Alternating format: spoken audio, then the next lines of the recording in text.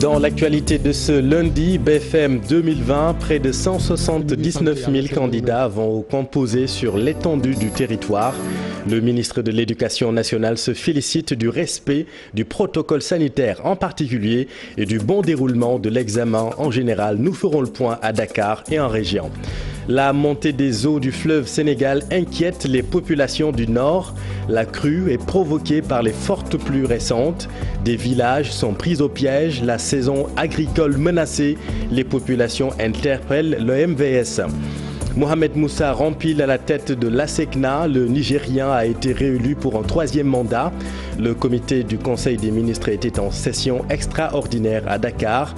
Plus de détails dans ce journal. Et puis lancement des travaux d'achèvement de la grande mosquée de Tivaouane. Les fidèles Tidianes saluent l'initiative du Khalif Serigne Babacar Sy Mansour. À Tivaouane, les talibés se réjouissent. Vous le verrez, reportage à suivre.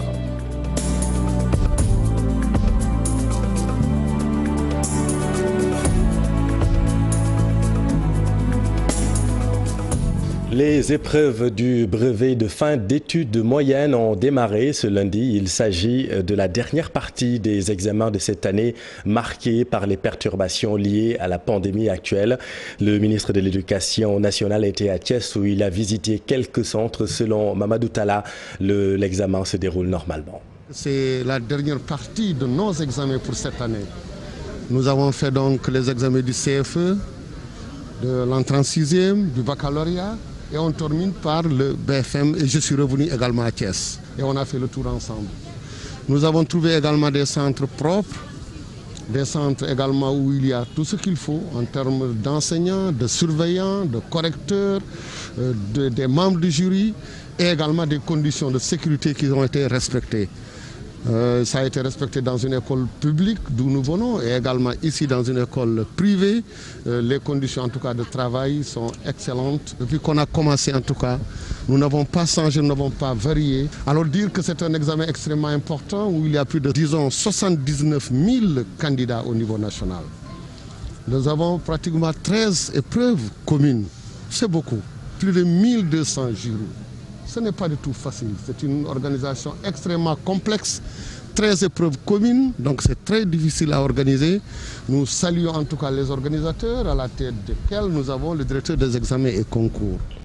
Près de 179 000 candidats sont concernés sur toute l'étendue du territoire. À Saint-Louis commune, 3078 candidats ont démarré les examens du BFM. Tous les centres ont été bien sécurisés. Le dispositif sanitaire respecté avec les fortes pluies. En revanche, noté dans la ville la nuit dernière, 11 centres ont été délocalisés selon l'inspecteur de l'éducation et de la formation de Saint-Louis commune, Cheikh Yaba Diop, avec notre équipe à Saint-Louis. Qui a été présidé par le préfet, nous avons constaté avec beaucoup de satisfaction une organisation parfaite de l'examen du BFM 2020. Au total, nous avions inscrit 3078 candidats, dont 1784 filles et 1294 garçons.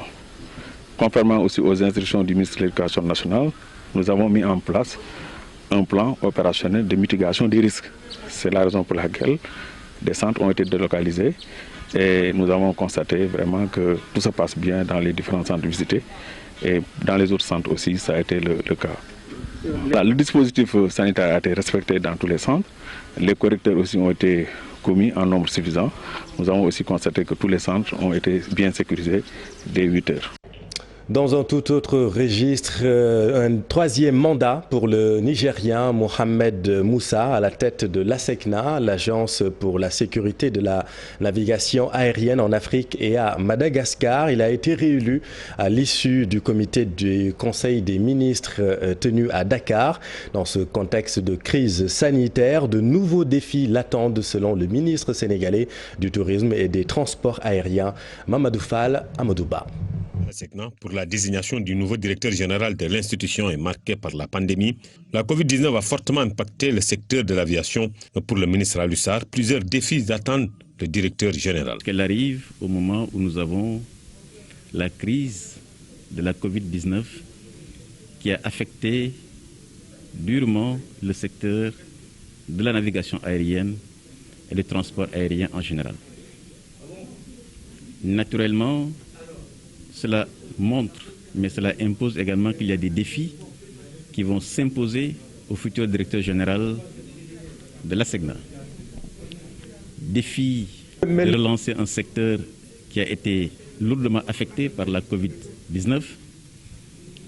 Défi de maintenir les acquis d'une organisation continentale qui a fait ses résultats dans le domaine de la sécurité et de la navigation aérienne et qui fait référence dans le monde de l'aéronautique et de l'aviation civile. Des défis, il y en a, des attentes également. L'ASECNA doit se conformer aux évolutions technologiques afin de faire face à la concurrence. Aujourd'hui, qu'il y a des technologies qui permettent à ce que les aéronefs puissent accéder aux services dont ils ont besoin sans pour autant que la technologie soit géographiquement dans cet espace. Cela veut dire également que l'ASECNA aura un défi technologique et son directeur général aura aussi un défi technologique très important à relever pour que l'agence soit insérée en permanence dans une dynamique d'innovation qui lui permet de sécuriser notre espace, mais également de sécuriser les revenus de l'agence. Pour rappel, le Sénégal ne peut avoir de candidat puisqu'il abrite le siège de l'institution. Le tout nouveau directeur fera un mandat de 4 ans, renouvelable une seule fois. Merci beaucoup Mamadou, et retenez que Mohamed Moussa a donc été réélu à la tête de l'ASECNA. Et puis en point sur la situation épidémiologique, retenez que 26 nouveaux cas dans la région dont 17 communautaires et 32 cas graves sont rapportés aujourd'hui. 3445 personnes toujours sous traitement et 297 décès annoncés depuis le début de la pandémie. Le fleuve Sénégal va-t-il sortir de son lit? La crue du fleuve menace sérieusement les villages de Khenn, Diawar et Fourar dans la région de Saint-Louis. Le canal qui assurait la traversée de l'eau a cédé. Les populations ne peuvent plus se déplacer. Des centaines de champs sont engloutis par les eaux. La population appelle à l'aide. Ousseynou Diop, Habib Seck. Saint-Louis, les importantes pluies enregistrées au mois d'août et au mois de septembre sur le bassin du fleuve Sénégal ont occasionné beaucoup de dégâts. La montée des eaux à Fourar et dans les autres villages de Diawar et Khenn est aujourd'hui un véritable casse-tête des populations. La montée des eaux inquiète vraiment la population de la vallée du fleuve Sénégal. Le village de Déby est sur le point de disparaître. C'est le même cas à Diawar et Fourar. Alors il faut que nos autorités réagissent. Nous sommes coupés du reste du pays et nous n'avons vu aucune autorité. Aujourd'hui, les habitants de Khenn, Diawar et Fourar ne peuvent plus se déplacer à cause de la montée des eaux. Leurs activités sont aussi au ralenti et la saison agricole menacée.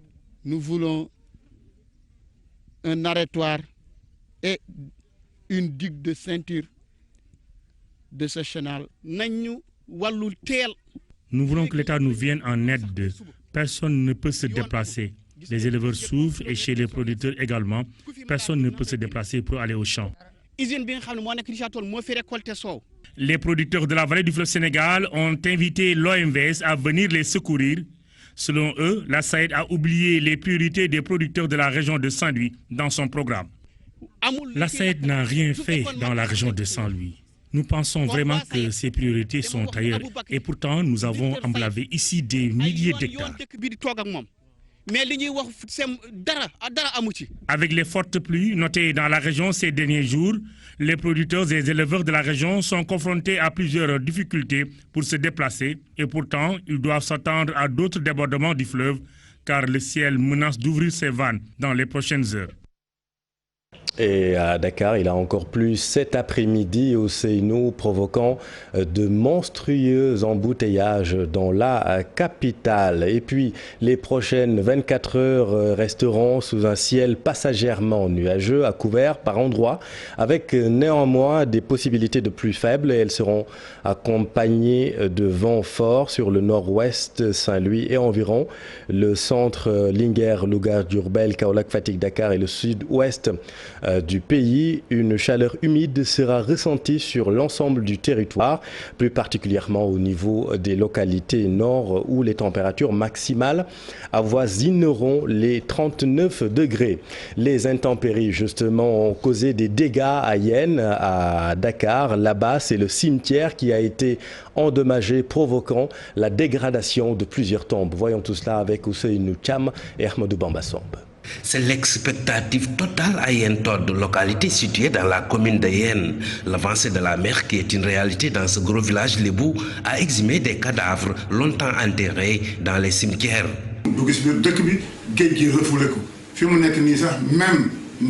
L'État doit nous venir en aide, surtout par rapport à l'état des cimetières. Il doit barrer également ces habitations dont certains propriétaires sont partis du fait de l'avancée de la mer. Nous faisons de notre mieux, mais c'est l'État qui doit venir en renfort.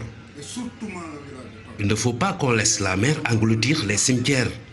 Ce serait une honte envers nous, envers l'État, mais aussi envers la municipalité, ainsi que toute la communauté musulmane. Ces populations de Yen Tod indexent également les lotissements faits par la municipalité et qui, selon eux, accentuent ce phénomène. Nous, les habitants de Tod, nous sommes agressés de tout, partout, avec l'eau de la mer et avec l'eau fluviale. Mais effectivement, il y a des lotissements sauvages, mais allez ailleurs, Tod. Il y a des lotissements qui sont faits au niveau de la lagune. Et ce qui est déplorable. Et nous ne l'accepterons pas, mais pour que les gens aient la quiétude, alors que les villageois eux-mêmes.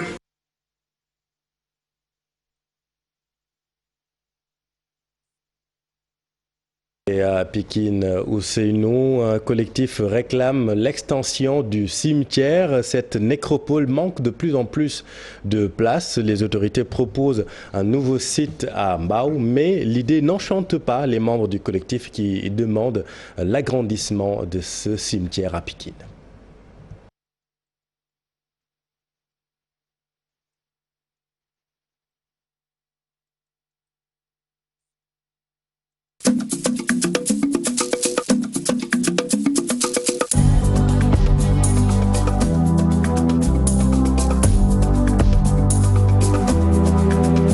Le collectif demande un audit de cet espace et des mesures contre toutes les constructions illégales, souvent érigées clandestinement.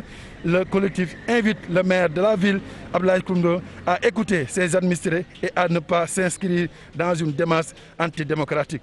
Pour arriver à ces fins, le collectif a prévu, après cette face-à-face avec la presse, de rencontrer les imams, les curés, les chefs de quartier, les Badian Gor, les associations, les autorités municipales, les autorités administratives, les populations, pour partager avec eux et organiser la mobilisation pour une extension du cimetière de Pikine. Nous ne sommes pas d'accord d'aller en bas. Nous sommes de Pikine, nous voulons que les cimetières, qu'on l'élargisse dans le même site. C'est ça notre position. Mais le sol qui est derrière les cimetières, nous exigeons. Et toutes nos excuses pour ces imperfections techniques. Parlons maintenant de la cérémonie de lancement des travaux d'achèvement de la grande mosquée de Tivaouane. Le khalife général de Tidiane d'ailleurs va faire une déclaration ce soir. Nos équipes sont sur place. Hasard du calendrier, l'événement coïncide avec le 23e anniversaire de la disparition d'El Hadj Abdoul Aziz Sy Dabakh. Voyons tout cela avec Mohamed Samb et Youssou Barou. Avec ce dispositif que sera retransmis le lancement des travaux d'achèvement de la grande mosquée de Tivaouane, au programme le message du khalife général des Tidianes, mais l'accès est strictement limité à cause de la pandémie. Aujourd'hui, il n'y a que les techniciens qui auront accès ici à la salle, mais notamment les producteurs avec qui nous travaillons. Même tout le reste des chaînes de télévision recevront le signal à partir de chez eux. Le khalife a désigné une délégation qui va venir représenter la famille de Cheikh Seydi El Hadji Malick Sy. Il y aura également le comité de pilotage en charge de la réalisation de ce projet, les ingénieurs, les architectes. L'animation culturelle et religieuse sera aussi au rendez-vous.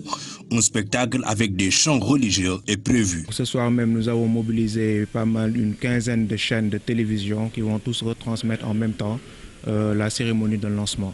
Animation, pour faciliter la contribution des communautés religieuses dans l'achèvement du projet, une plateforme numérique est lancée à travers les réseaux sociaux. La plateforme qui va servir à tous les disciples, tous les musulmans, tous les Sénégalais de manière générale de contribuer à ce projet. Donc la plateforme a même été déjà lancée depuis ce matin à 8 h, disponible sur www.grandemosquetivaouane.com.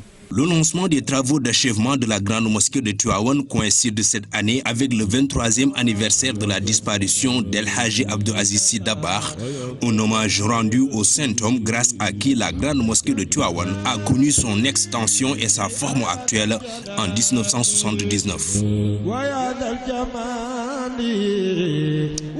Et Mohamed, cette initiative du Khalif Serigne Babacar Sy Mansour est bénie par les populations à Tivaouane. Là-bas, les fidèles tidianes se réjouissent de la démarche du Khalif. Cheikh Anta Diop, c'est la tire. Coup de pelle mécanique marque le démarrage des travaux d'achèvement de la grande mosquée de Tivaouane. Des fidèles tidianes venus des différents quartiers de la cité religieuse se félicitent de la pertinence des travaux. Tout le monde attendait cette nouvelle-là et le Khalif l'a relancée le 14. Donc on est fiers du relancement de la grande mosquée de Tivaouane.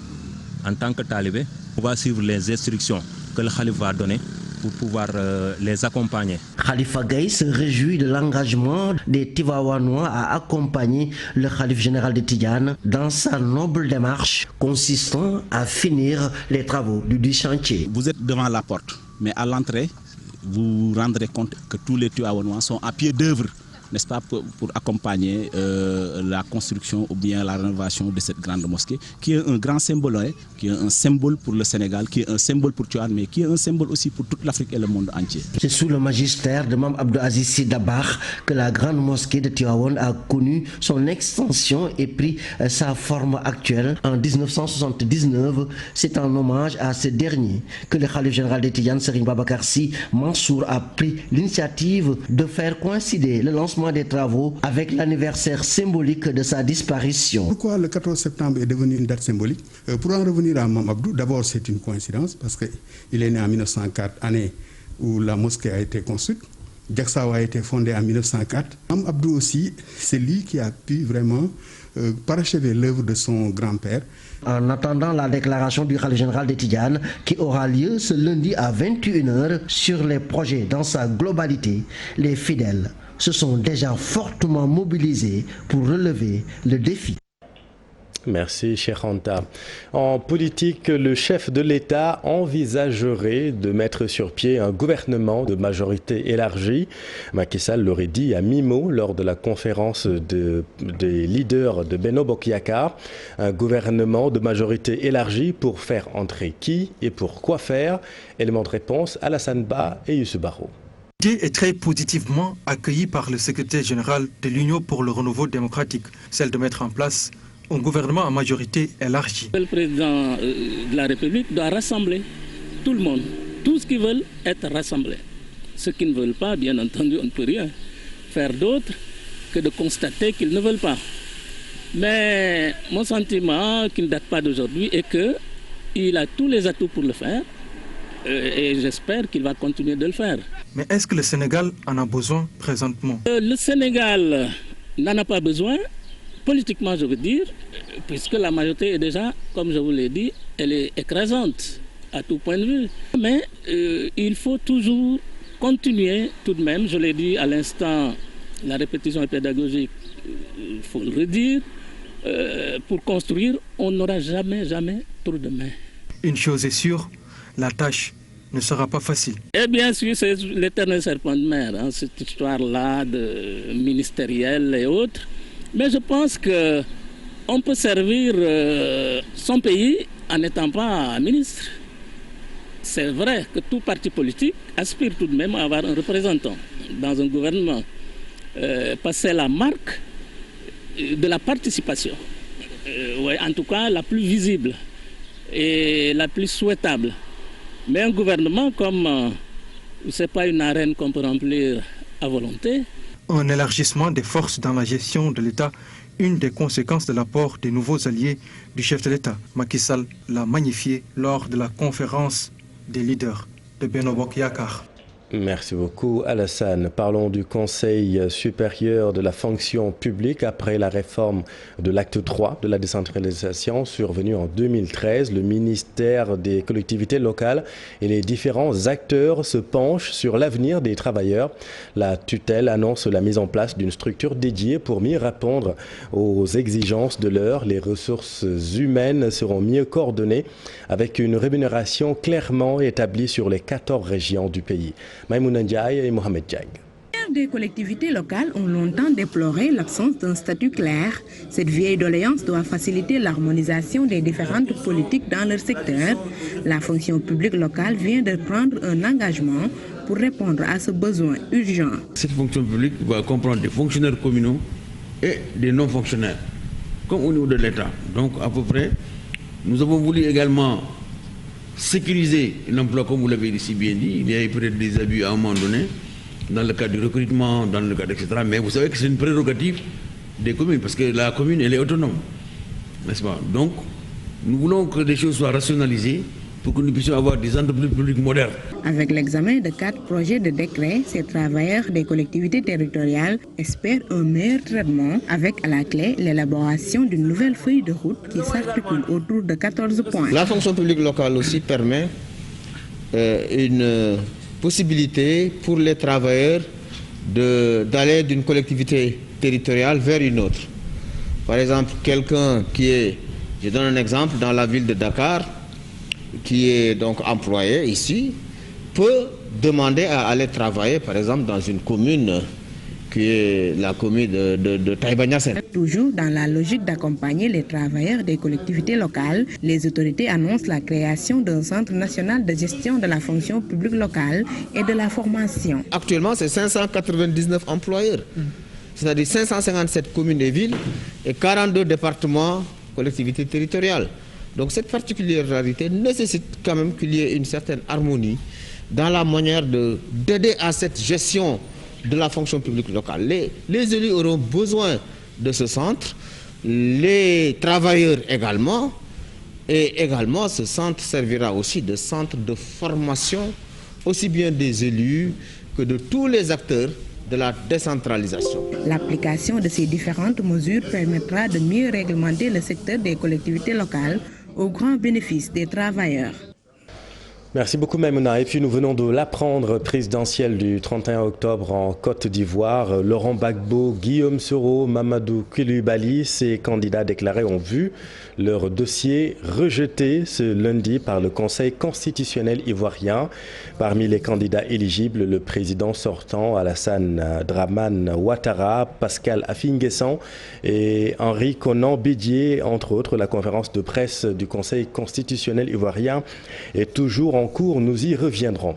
Et puis un mot de sport, c'est lors du classique de la Ligue 1 en France, Paris Saint-Germain contre l'Olympique de Marseille, que Pape Alassane Gueye a vécu sa première titularisation dans l'élite. Le franco-sénégalais de 21 ans s'en est bien sorti en soutenant la concurrence avec beaucoup de duels remportés lors de ce classique. Une performance qui peut ouvrir dans un avenir proche les portes de l'équipe nationale du Sénégal au milieu du terrain olympien. Voyons tout cela avec Cheikh Sadibou Diarra. Après une attente longue de 10 années, l'Olympique de Marseille s'est imposé 1-0 au Parc des Princes devant le Paris Saint-Germain en Ligue 1. Parmi les héros marseillais, le franco-sénégalais Pape Alassane Gueye, auteur d'une bonne prestation en Mondovision face aux internationaux parisiens. Le longiligne milieu défensif d'1,89 m, 79 kg, est pourtant à la découverte de l'élite française. Une des rares recrues de l'intersaison du club phocéen, Pape Gueye, 21 ans, jouait au Havre Athletic Club en Ligue 2. En 3 saisons professionnelles, le natif de Montreuil avait fini de démontrer ses qualités de récupérateur, endurant, qui aime se projeter avec une bonne technique balle au pied. Pour sa première titularisation en Ligue 1, il ne s'est pas raté. Le Paris Saint-Germain de Gana Gueye a goûté à la force mentale du gaucher, vainqueur de bon nombre de duels dans la partie. Avec une répétition de ce type de prestation en Ligue 1 et en Ligue des Champions qu'il va découvrir, Pape Alassane Gueye d'origine sénégalaise va forcément taper à l'œil du sélectionneur national du Sénégal, Aliou Cissé. Va-t-il répondre à une éventuelle convocation à la tanière des Lions? L'avenir nous édifiera. Et puis le reste de l'actualité sportive, le verdict du procès de Lamine Diack attendu ce mercredi. 35 lionceaux U17 entrent en regroupement fermé à partir de jeudi à Guéréo. Le gardien de but Abdoulaye Diallo qui trouve un club en 2e division anglaise. Le round-up de l'Actu Sport avec Ibrahim Akan. De la Fédération internationale d'athlétisme, Lamine Diack va connaître son sort mercredi dans l'affaire de corruption sur fond de dopage russe. Les procureurs financiers avaient requis lors du procès en juin dernier 4 ans de prison et une amende pouvant aller jusqu'à 500 000 € contre Lamine Diack, son fils Massata, l'avocat Habib Cissé et l'ancien chef de l'antidopage Gabriel Dolé. Les avocats de Diack père, 87 ans, espèrent obtenir la relaxe. Une relaxe de son contrôle judiciaire pour qu'il puisse rentrer au Sénégal. La Fédération sénégalaise de football, confiante pour la tenue du match amical Sénégal-Mauritanie le 13 octobre prochain à Thiès. Selon le président de l'instance, Maître Augustin Senghor, des tests seront faits sur tous les joueurs, staff technique et toutes les personnes intervenant dans l'organisation de la rencontre. Il s'agit de créer des bulles dans les lieux d'entraînement et de compétition. À l'instar de l'équipe nationale U20 du Sénégal qui est entrée en regroupement fermé ce lundi, les U17 vont partir en stage du 17 au 23 septembre prochain. 35 joueurs convoqués par le sélectionneur Malik Daf au centre d'excellence Youssoupha Ndiaye à Guerrero. Sur le marché des transferts, le gardien international sénégalais Abdoulaye Diallo s'est engagé avec Nottingham Forest en Championship, la 2e division anglaise. Diallo était libre de tout contrat après son départ de la Turquie. Toujours en Angleterre, Liverpool en pince pour le milieu de terrain suisse de Mönchengladbach, Denis Zakaria, 23 ans. Son prix est estimé à 40 millions €. Manchester City, pour sa part, a formulé une offre de 94 millions € pour le défenseur uruguayen José María Jiménez. Son club, l'Atlético de Madrid, réclame 120 millions €. Sa clause libératoire. Merci beaucoup Ibrahima. Voilà, c'est la fin de cette édition. Merci de l'avoir suivi. L'info continue dans Soir d'Info. C'est à vous Aram. Vous recevez ce soir le docteur Souleymane Astoudiaï.